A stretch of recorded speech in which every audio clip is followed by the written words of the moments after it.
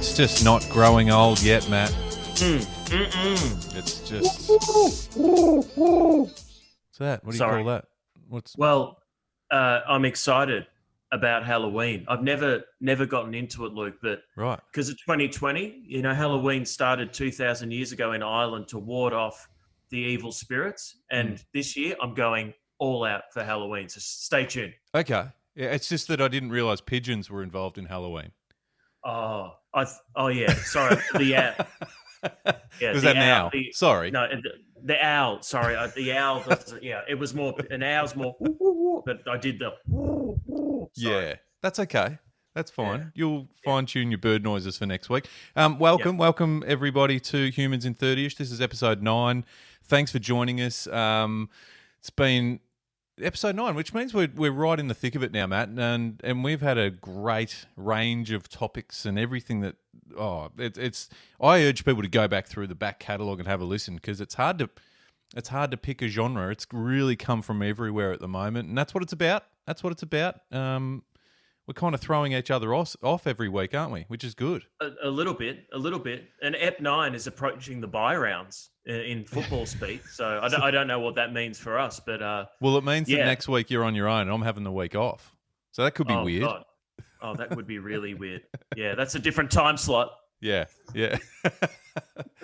But anyway, how are you? And I wanted to throw something to you off the top because, and this isn't part of it, but back in episode 1, you brought to the table the Karen movement. And I just thought I'd bring it up because only yesterday on the radio there was a show that were discussing the fact that they'd seen in a newspaper that a couple overseas, England it might have been, from England, but that we're here in Australia, were naming their child, and the name Karen was in the family. They wanted to keep it as a middle name, but then there was an argument now, and the husband was saying we can't use Karen. So it's to your point. Yeah, it's that's a wise man.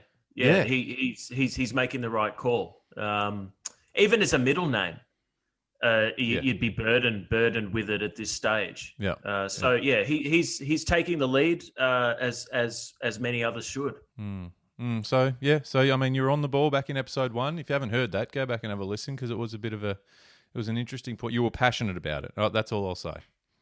I think it's something white people can relate to. So I think that's no one wants to be a Karen as a concept. Yeah. That's where I think you get that behaviour change, and already we're seeing it with child naming. I mean, there was no Hitlers, no Pol Pots, no Chappelles. I haven't seen many Chappelles since the whole boogie board incident. So, Yep. Okay. So good shout. All right, cool. You're off first today, aren't you? I am. Thank you, Matt, and I appreciate you throwing that to me because look, I'm going to keep it topical. Obviously. We're based in Melbourne, Matt. A lot of our listeners are all around the world, but there's one thing that we've got in common, and that is the face mask wearing. But what I'm bringing to the table today is I feel it's going to be a thing for a while, wearing a face mask, and that's fine. But I thought even at this point, where it's been a thing for a while, that we would have had some sort of development in face masks, and maybe we've missed an opportunity. Matt, you and I on this podcast have spoken numerous times about a gap in the market or gaps in the market in varying industries. And I'm just thinking maybe as from a development point of view, I'm not saying we've missed the mark, but I think there's a gap in the market. And what I'm getting at is unique styles of face masks. And I'm happy to run through a few and put them to you and see what you think about them if you're happy for me to, Matt. Yeah, I've got some comments on this, but you go first. Okay, well, some of the ideas I had around the face masks were, and in particular, just developing them a little bit. My first one was having some sort of amplification unit in a face mask. So one of the issues that we hear a lot about is, I can't hear you when you're wearing a face mask. It's hard to communicate. What about little speakers, Matt? We're in the age of really small but powerful speakers and things like, and microphones and things like that, like Darth Vader. Well, and this is the other part of that is having something like that. You could potentially choose your voice. You could mix it up. You could be Darth Vader down the shops and yourself at home. Or Jar Jar Binks. Well, are we going there? I don't want to rev you up too No. much. Yeah. So that's one. Another one that I think could be a goer here is like scented masks and scented on the inside. So for the wearer's sort of pleasure, and it could be anything from the sea breeze type or potpourri type Oh, scent, or it could be just your favourite scent. I really enjoy oranges, so it's just scented with oranges. No one really likes putting on a mask after they've had a coffee and then hitting that back in their face. Do you know what I'm saying? So yeah, yeah. I really, I didn't think you would be that innovative, but I love the amplification and there's some sort of speaker system in there because that could actually connect to your Bluetooth or to your headphones yep, and be like sort of one all-encompassing unit. But yep. also the scented masks.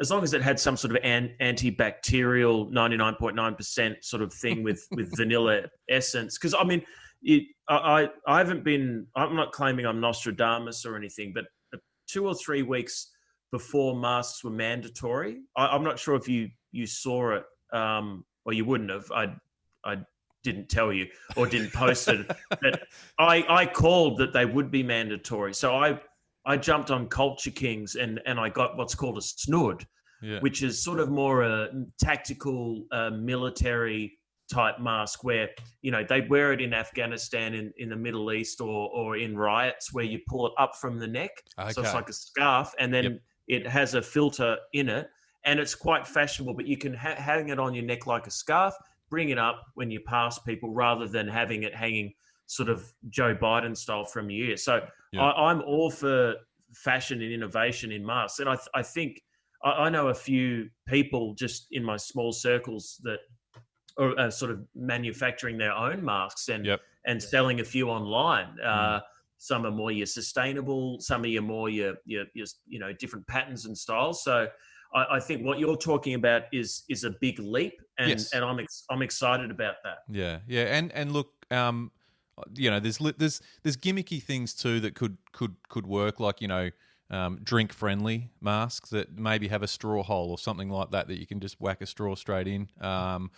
Another one I did think of was thinking about our beach friends and surfy friends out there. Maybe there's some sort of, wetsuit material mask that the surfers can wear down to the beach and then just keep it on, so they don't have to muck around with getting changed. They can run straight out into the surf if it's a good break, using a bit of You, surf yeah, lingo. you sound like a surfer. I actually the other day I heard that the ones with the sort of filter in the mouth are actually no good at all. So anything I think with a hole in it, a hole is bad news, Okay. and we've heard that before. But in masks, it is. Yeah. So I like the idea more of the set of the what's going on inside the mask. Okay. Let's discuss what's going on inside the mask. Yeah. I think is forget the fashion. What can happen inside and the tech inside. And I saw The Rock actually has brought out his own mask through Under Armour. Right. Okay. So already we're seeing innovation Yeah. and ambassadors. So Yeah. Last one. Can I give you one more before I throw to you? And I this, didn't think it was. I thought I expected one more. and this goes back. This relates back to a point a few episodes back from you about a gap in the market in a particular industry. What about an intimate mask, a sexy mask? It's more for the Tinder dates that they should be still wearing masks, but let's sex it up a little bit. Perhaps, I don't know. I'm just putting it out there. I think because if you're on Tinder, your profile, I think you'd need mandatory. You need a mask shot along with your other shots because you need to see what that person looks like with the mask or without, so you can identify them on the day. We know these platforms are very dangerous. Yeah. But also, what's the mask game like? But then when you see that person and you're meeting them out for a date, I agree. You want a sort of more what's a date mask? A date mask. Thank you. What does that look like? Is it shaped differently? Is it got a different material? Is it like a leather? Is it a just something? But great. I don't have the answer, but I really like that. I Yeah. think All that, right. Well, yeah, developers out there, let's not get lazy. This is a thing that's going to be around for a while. Let's yeah. get to it. Yeah. Yeah. I think you're right because with the vaccine, I mean, I think there's going to be a bit of hit and miss with that. I think we've probably got a year, maybe 2 years of trial and error with the vaccine. So I think masks are going to be become part of our culture, much like it's in Japan or South Korea or places like that, where they've just been wearing them for years, for Yep. not just for COVID, but No. Yeah. I think that'll happen. But look, I think there's. Would you assume that there's a lot of sort of what does it do for your skin to be under that mask? Is it good for the skin? Like because the sunlight's not hitting it. Good point. But so maybe some sort of aloe vera mask.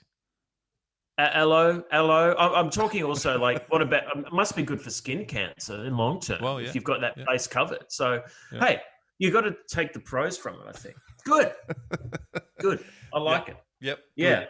Yeah. All right. Well. Well, over to you, my friend. Yeah. Yeah. I've got 3 words for you. Hot air ballooning. This is why I love this podcast, because if you said I've got 3 words for you, I mean, thank you for just bringing that. Yeah, That's magnificent. I was thinking about because we're coming out in Victoria, we're coming out of lockdown, and I felt for a lot of businesses, and sometimes I just spend hours of thinking about all the businesses that would benefit, but like would not benefit. And I thought I just came to hot air ballooning for a couple of reasons, but I thought, okay, with an essential service, no, hot air ballooning is not an essential service. But in terms of like COVID safe, it would have to be like right up there. One of the safest. Well, you're outdoors, you're high in the sky. You've maybe got 2 or 3 people who would wear masks. So therefore, it's a highly controlled environment. Yet it would suffer at the hands of the lockdown through essential service. But before COVID, and like I think it's the most insane it's the most extreme leisurely activity. I think it's insane. You think about it, you've got like a giant picnic basket. Then you've got a gas canister and flames and a balloon and people in a basket going really high in the air. And I did some research. So many people have died hot air ballooning. Yes. Wow. Like I went on Wikipedia. My finger got sore because I had to stop scrolling. I mean, I just think I see it's a safe COVID activity, but then it's just such a fucking stupid, ridiculous leisurely activity. Yeah. And I tell you, 3 times in Melbourne, I have been driving to work over my journeys, my years. And there's been 3 of them just struggling, like almost hitting my car. And and then you'd hear them on the news. What the fuck is the deal with hot air ballooning? Yeah, and the other thing, and like you, if anyone sort of is travelling in and around the city in Melbourne, and Sydney's probably the same, I'm not sure, at around sunrise, I guess, they will see a plethora of hot air balloons, hovering above. And I would almost say, and I haven't fact-checked this or anything, but I would say at least twice a week you hear of one landing nowhere near where it was supposed to land. Yeah. Yeah. And you've got to think there's a moment in those, what are they, pilots? I don't know. What are they? There's got to be a moment in their mind where they just go, yeah, I fucked up here and this could be disastrous. What if they landed on the middle of the Monash freeway, like carnage? Mate, twice along the Nepean. I had one cross over me on the Nepean, and I could see the white in the people's faces in that basket. And I with me, if I went in a hot air balloon with someone, weird stuff happens to me, and I know I'd be one of those people. And just clinging for life. And I just say to the guy, you had one job. Why the hell? What am I doing here in a basket? Like, I mean, it's just, but the thing is, if it was allowed, during the stage 4, there would be hundreds of hot air balloons up there. Why does one hot air balloon? Do you do it for relaxation? Is it a peaceful environment? Because I've heard them take off, and there's nothing peaceful about the sound of a hot air balloon firing up its flames to get going. It sounds horrible.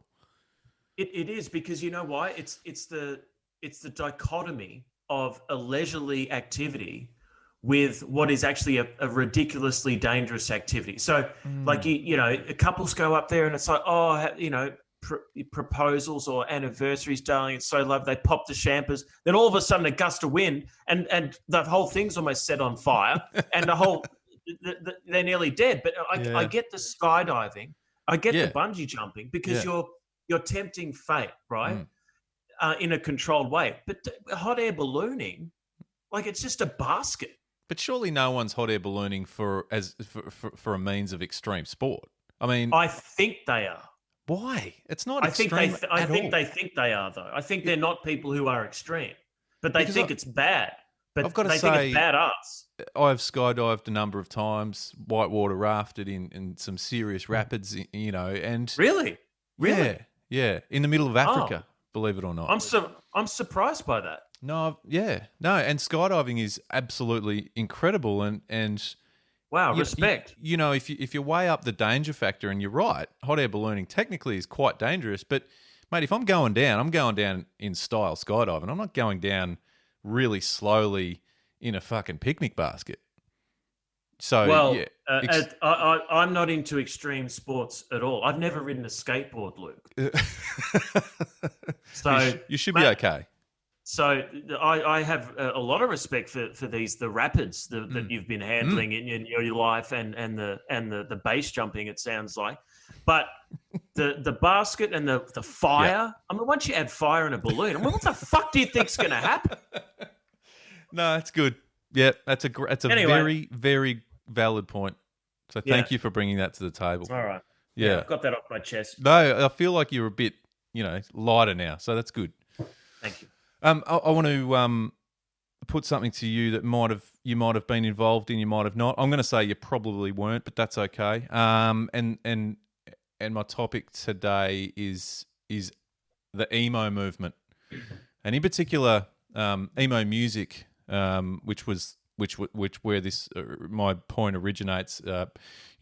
It dates back to mid '80s, but it really came to be a bit more commercialized in probably early 2000s, and with the likes of bands like, I think, The Used, My Chemical Romance, Fall Out Boy maybe might have been in that. I don't know, but those sort of bands, it was a big, big deal.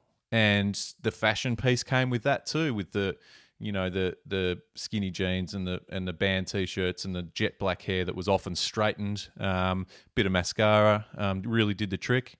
Sometimes a studded belt was the emo look, often nail polish. But what I'm getting at, I guess, is where is that now? Are there emo emos still around? Is this still a movement? Is it? It certainly doesn't seem as commercialized as it once was. And I was just curious to put to you whether you noticed that the emo trend's still around in society. You're talking to the right person about this, and the reason is I like my hip hop and R&B. A big fan. So there was, and I only got into not what's called it's called emo trap or emo rap. Okay, so it's emo trap rap. And so I'm a big fan of Post Malone. So he's not quite that. He's a bit more commercial. But there was this dude called Little Peep who passed away when he was 21 a few years ago, who was like a real pioneer in. So it was a combination of the emo sort of rock sound with rap, and it was actually quite a mesmerizing sound. And there's a documentary on Netflix about Little Peep. Supreme talent. So it's more moved into the hip hop and rap movement. So there's these hybrids of genres. So it's like, so Post Malone is like, he has elements of like real hard Metallica rock in some of his stuff, but then like really awesome sort of hip hop R&B stuff. Whereas the emo trap rap is more along that sort of rocky synth.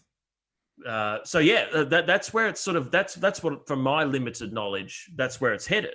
So it's kind of evolved. So the it has evolved. So like I think I mentioned mid-80s, I think it originated. It was that emo core. So it was sort of that hardcore punk sort of scene, which then became a bit of a commercialized punk rock thing, and that's, I think, where it became, that emo look became quite popular.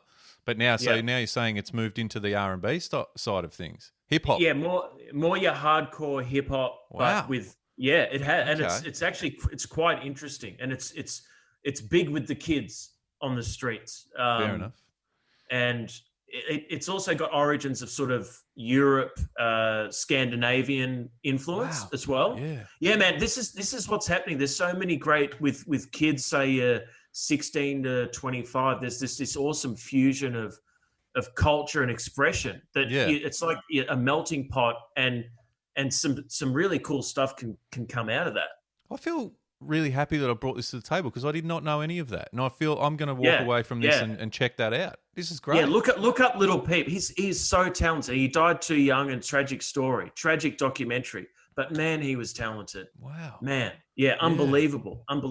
Like really deep emotional stuff. Not just like your standard hip hop R&B stuff. Like this was like really poetic. Like he had a story to tell.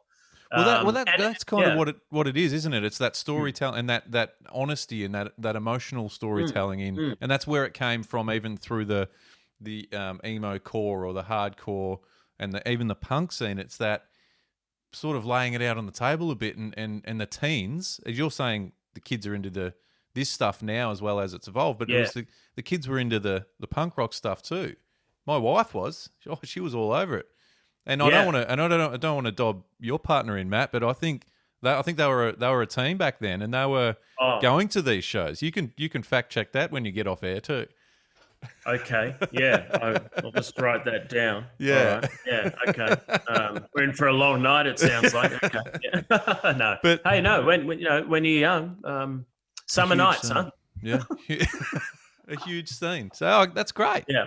Well, that's yeah. Oh, look, I actually feel because that was quite cultural and a good discussion, and I'm actually going to change gears a little bit and get quite nitpicky here. Okay. So just bear with me here, because that's why I wanted to try some pigeon sounds, because I don't know whether you're going to recognize this, but this is a massive like gripe of mine when. Say you're on the phone to whoever it is, iiNet or whatever company, or you're on hold, but you're not on hold, or at work, and someone on the phone, you're waiting for them, and they just on the phone they go, okay, just hold on, and they, yep, just a second. What is that? That's the most irritating thing. And it happens like in only two scenarios. So say you're in a real life scenario in a bank. There's a bank teller, and they do the whole, or it's on the phone. What is that? I don't know. And, yeah, why is it three? Why is that when there's a silence? Yeah. Why can't they just not say anything? Just say, "Oh, can you just hold on a moment?" Why does it have to be? I'm just looking. Yeah. What is that about humor? Does that irritate you? It hasn't. But you know what I'm talking. I know exactly what you're talking about. Maybe is it their way of sounding busy? Making sure that you've got me thinking now, but let me just go through this, and searching through. I'm working really hard here, and I'm making noises to make you think I'm working hard. I don't know. Is it? It might be something like that. Do it again. Do that again, though. Yeah, I hate it, man. It's like they're scrolling through a list. But I just find it's and I know it's a hard one for me to bring up because it's so specific. But I think our listeners will relate to it. There's nothing worse when you're on the phone to someone and they're fine. The customer service is going absolutely great until they go, here's no. Have you ever 1 star. asked someone what they mean by that noise? I mean, no one will know. No one knows what it is or where it came from or why they do it. Surely. No. Yet, interestingly enough, it's the 3 sounds in a row, it's the same pitch. It's universal, but no one would know where it comes from or what it means. It's universal. It doesn't matter whether it's male, female. I'm talking working environment, whether they're young, adult, or old. Yeah. But it's the same. They're not like going wah wah wah. Like they're there's no range of sounds. It's always, it could be a million people, but it would sound exactly the same. Do you think it's Australian? Nope. It's broad. Wow. I think it is. Yep. Yeah. This is fascinating. Fascinating. It's a human condition thing that I don't think anyone has explored. Wow. Until now. I mean, I don't know where to. I mean, it's one of those things that I'm not even sure how you would find out some origins of it. Because I mean, how do you Google that? No, you don't. You're just gonna have to deal with that. Oh, I feel like Indiana Jones now. I need to explore. I need to try and find the origin of it. I mean, that's a giant sort of rock ball rolling behind you, ready to squish you. That's what that is. Yeah. And there's no holy grail with that. It's just there's nothing but it. Yeah, I'll go down some rabbit hole, but oh man, I wanted to bring it up though because I'm glad you know the behavior. Yeah. And I'm also going to keep an eye out for it. Look, and I'm probably guilty at some point of doing it, but I wouldn't know. I wouldn't necessarily know. Oh yeah, I did that yesterday at about 3:00. I was on the phone searching for something in the computer. I don't know. I don't think I'm a serial kind of guy, but I don't know. I reckon I did it maybe once in my early 20s. And early 20s, yeah. I was on the phone to someone at work and I was trying to bring up a file and I just did what everyone else does. I just said, where is it? Never done it since. I wonder if that could be a bit of a a breaking point for if you start a business tomorrow and it involves a lot of people on calls and but one of your staff members starts and you bust him. They get a warning. That's a warning. They get a warning. Yeah, a formal one. Don't bring that shit to my workplace. No. Yeah. No. Wow. I mean, you've done it again. There's things that you've brought up in this series that, I've got to check myself sometimes now before I say things. At the end of the day, it's a tough world. Oh, look, it is. They're the things that people day to day can, I think, relate to. It's just so specific, but those things that irritate you and they're hard to find. And I don't really search that hard for them during each week. I just sort of just close my eyes and just let the wind blow past me and bang, bang, and I find it. And that wind kind of sounded like it did. And then a hot air balloon flew over my fucking head. Exactly. Yeah. Well, I'll tell you what, Matt, on that note, let's fire this bad boy up because it's been 30-ish. It's been fantastic.